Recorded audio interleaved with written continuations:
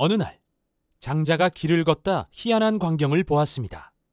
소복을 입은 젊은 여인이 흙이 채 마르지 않은 무덤 앞에서 열심히 부채질을 하는 것이었습니다. 그 모습이 하도 이상해서 장자가 물었습니다. 이보시오, 무슨 연유로 무덤에다 그렇게 부채질을 하는 것이오? 그러자 여인이 한숨을 쉬며 말했습니다. 마음이 답답해서 그럽니다.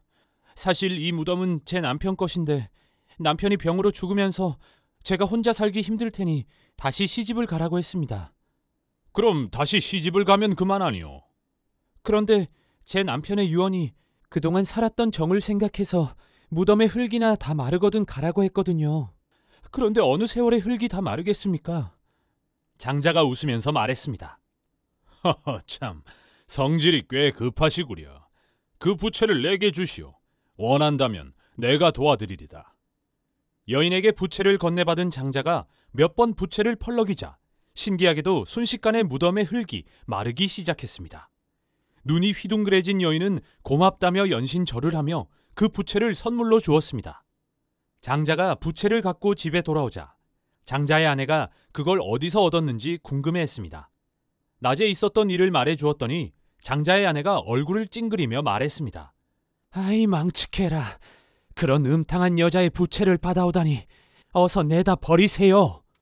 장자는 부채를 한번 쓱 펼쳐보더니 아내에게 말했습니다. 살아생전 깊지 않은 사랑이 어디 있겠소? 허나 그것도 언젠가는 다 변하기 마련이요.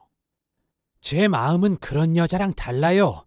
만일 당신에게 불행한 일이 생긴다면 저는 평생 수절할 거예요. 그런데 며칠 뒤 갑자기 장자가 시름시름 앓더니 그대로 죽고 말았습니다. 아내는 말이 씨가 되었다며 크게 통곡하며 울고 있는데 웬 젊은 사내가 장자의 집을 방문했습니다. 선생님께서는 어디 가셨는지요?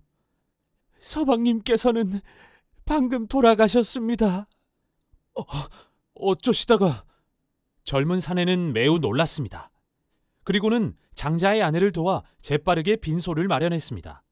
젊은 남자는 놀래 쓰러져 있는 장자의 아내를 대신해 혼자 상을 다 치르다시피 했습니다. 이에 고마움을 느낀 장자의 아내가 그를 새삼스레 바라보니 아주 준수하게 생긴 청년이 아니겠습니까? 어쩜 사람이 저렇게도 진실될까? 그녀는 자기도 모르게 젊은 청년에게 마음을 빼앗겼습니다. 순간 남편에게 미안한 생각도 들었으나 이제 죽고 없다고 생각하니 저절로 안도의 한숨이 나왔습니다. 날이 저물어 사내가 하룻밤 묵어가기를 청하자 그녀는 허락했습니다.